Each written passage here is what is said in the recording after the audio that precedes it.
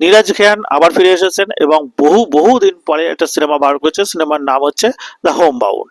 Home bound সিনেমাটা মানে কি বলবো, মাসানের পাশে না রাখলো, অসাধারণ একটা সিনেমা। মাসানটা কিন্তু অসাধারণ ছিল, তার আশেপাশে মানে হোম বাউন্ডকে রাখা যায় না, কিন্তু সিনেমাটা দারুণ লেগেছে।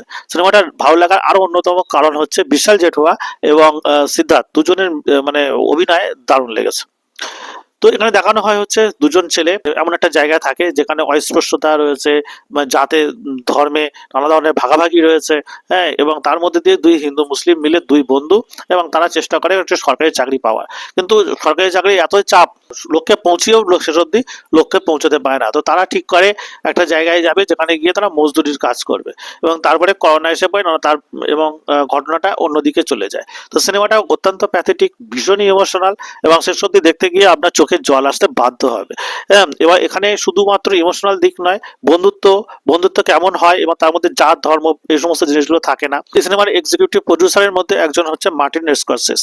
তো মার্টিন স্করসেসের এই সিনেমাটার মধ্যে মানে জড়িত থাকার কারণে সিনেমাটা কিন্তু আরো একটু হাইফাই এবং দুর্দান্ত পারফর্ম করে। এই সিনেমাটা কান ফেস্টিভ্যালেও দেখানো হয়, এবং হোম বাউন্ড আমার মনে হয় এই বছরের অন্যতম একটা সেরা সিনেমা তো বটে।